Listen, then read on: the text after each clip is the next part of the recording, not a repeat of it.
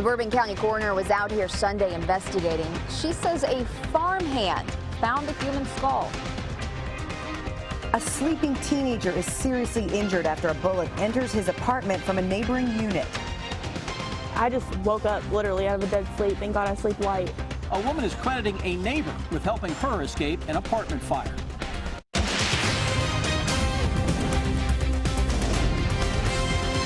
This is WKYT News at 5. Investigators are trying to identify a human skull that was found in a creek at a horse farm over the weekend. The Bourbon County coroner was called to Threve Main Stud on Hutchison Road yesterday. WKYT's Kristen Kennedy is tracking the effort to find out who the skull belongs to. It's our top story at 5. The Bourbon County coroner was out here Sunday investigating. She says a farmhand found the human skull. I just think it's weird. I didn't hear anything about it. Dawn Jefferson has lived in Paris all her life, and her reaction was one we got a lot of Monday. Many called news of a skull on a horse farm surprising. It does kind of make you wonder. The Bourbon County coroner says she went out to Threve Farm to pick up a human skull a farmhand found in a creek. Investigators brought out cadaver dogs to see if they could locate any other bones. She says they found nothing else. And right now, she's not sure of a gender or age on the skull. She's waiting for the medical examiner in Frankfort to take a closer look at it and determine an identity. Three farm owners did not want to comment. Some neighbors we talked to told us they've lived in this area for decades, and they have never heard of human remains being found anywhere near their property until Sunday. In Bourbon County, Kristen Kennedy, WKYT.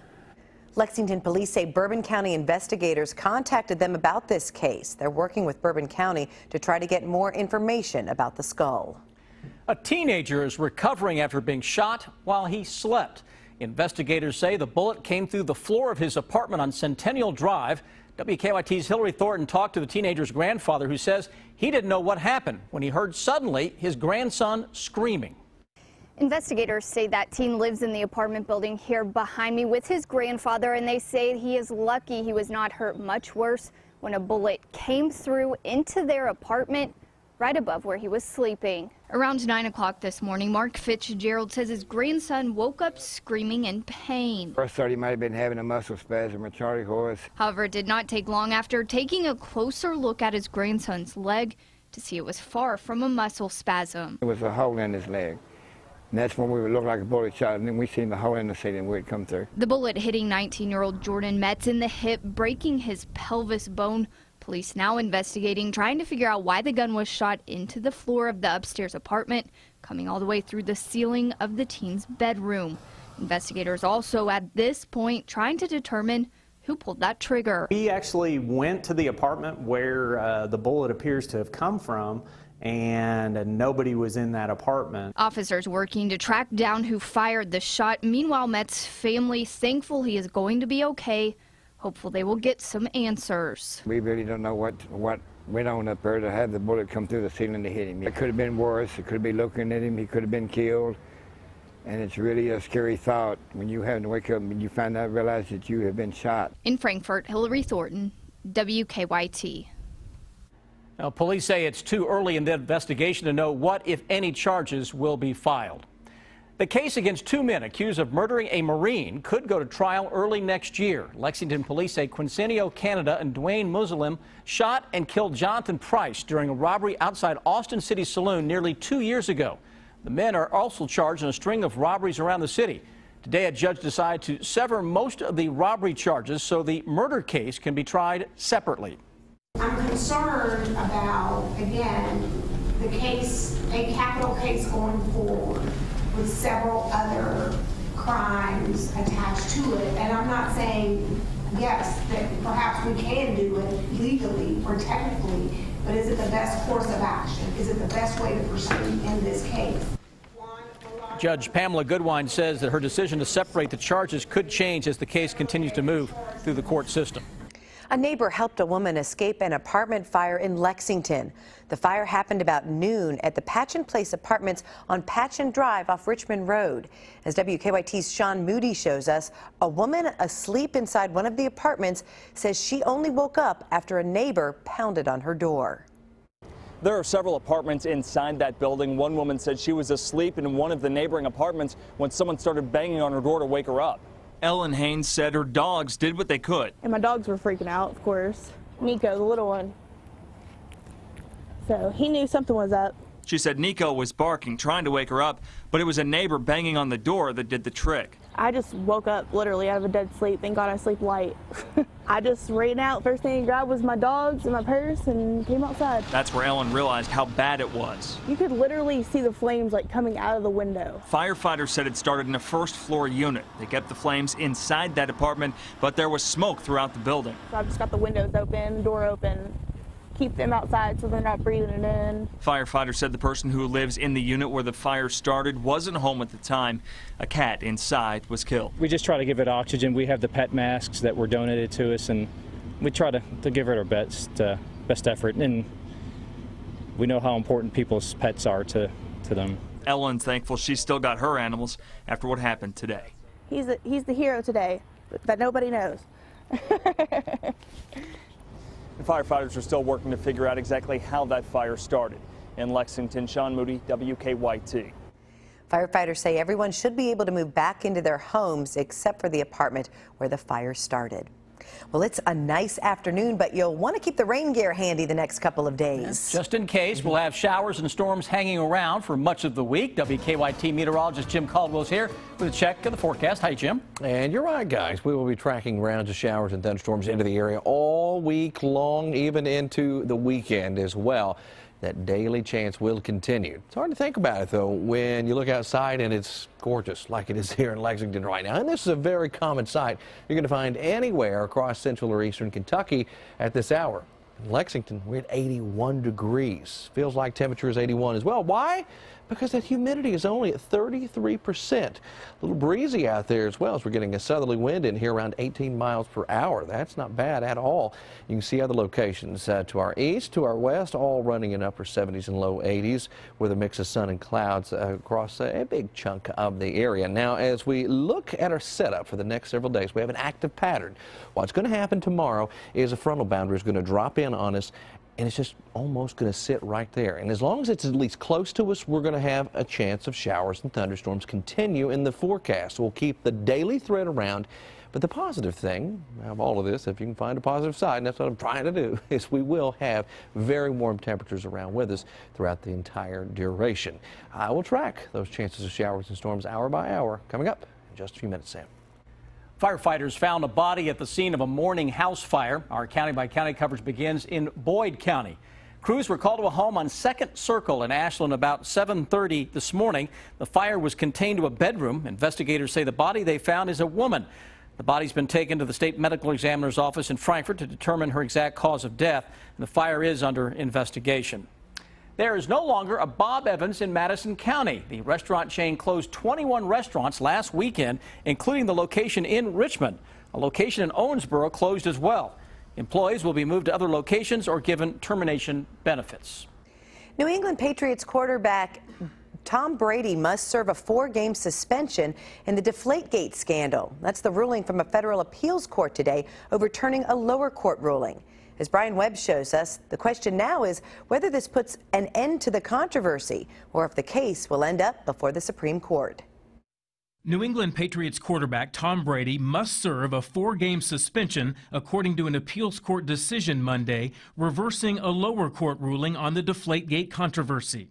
The panel found NFL Commissioner Roger Goodell properly exercised his broad discretion under the collective bargaining agreement, and his rulings did not deprive Brady of fundamental fairness.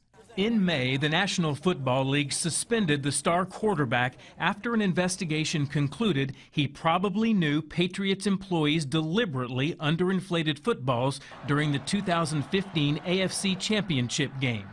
But in September, a district court threw out the penalty. Brady spoke to reporters after that decision. Obviously, I have a lot of personal feelings, and but I really don't care to share many of those. I really care to think about what I need to do going forward. The National Football League, based here in New York, released a statement saying it is pleased with the appeals court ruling. Brady and the NFL Players Association can now appeal the matter all the way to the Supreme Court. The Players Association says it is considering all of its options. Brian Webb for CBS News, New York. The Patriots won the AFC Championship game over the Indianapolis Colts, then went on to win the Super Bowl. Here's a look at the most viewed stories on our website right now. People want to know more about Jay Leno's surprise for the widow of a Richmond police officer. Drew Carey's surprise stop at an eastern Kentucky gas station and the search for a missing Laurel County man. You can find those stories on WKYT.com.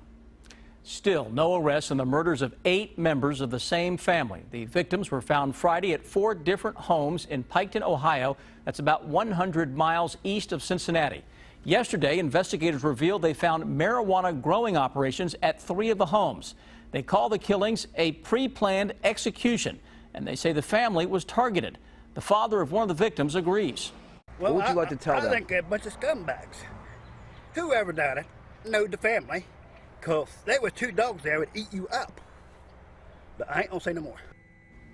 Authorities have not said much about the details of the investigation, whether they have suspects or possible motives for the murders.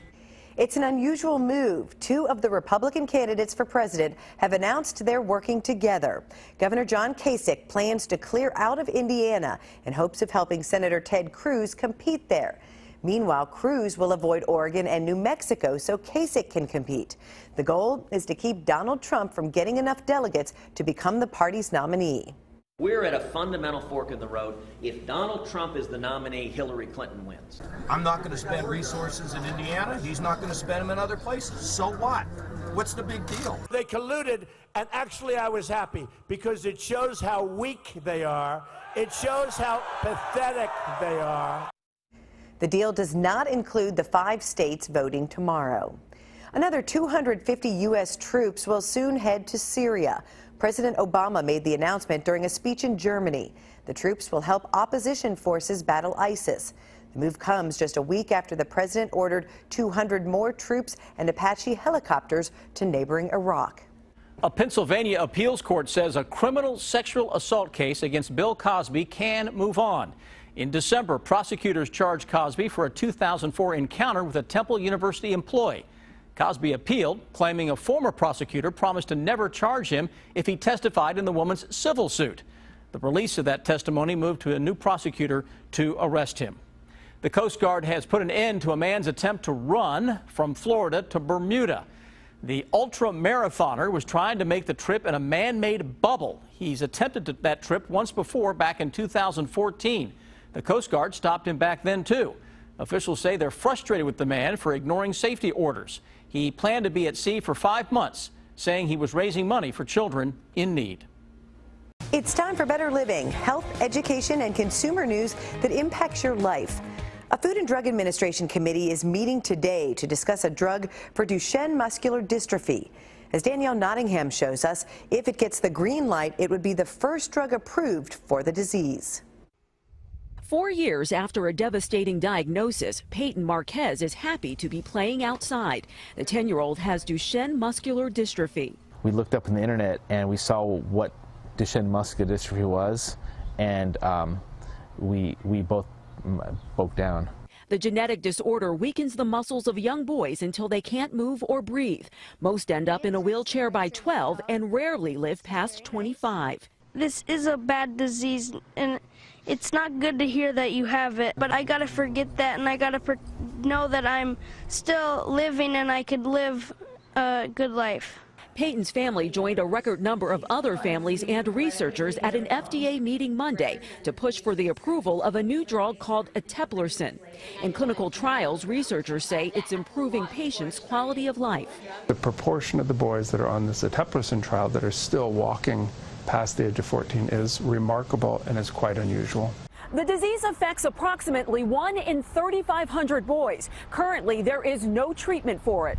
Peyton started taking eteplirsen during a UCLA study last year. I can run for a longer distance of time, and I can kick higher. Before it was just a death sentence, and now we have hope that this will help him and also many other kids. Peyton says he's hopeful the drug will keep him walking longer. Danielle Nottingham, CBS News, Los Angeles.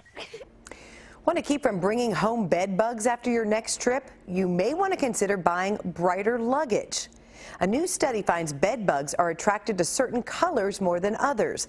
The insects gravitated toward dark red and black, but were less into white or yellow. Bed bugs are also less likely to get into luggage with a hard exterior. Researchers say, though, don't worry too much. They estimate fewer than 1% of hotels and motels have bed bugs. It appears Costco is getting ready to raise its annual membership fee. Analysts predict the store will raise prices by 10% late this year or early next year. That means a basic membership would go from $55 to $60 a year. An executive membership will go from $110 to $120. Now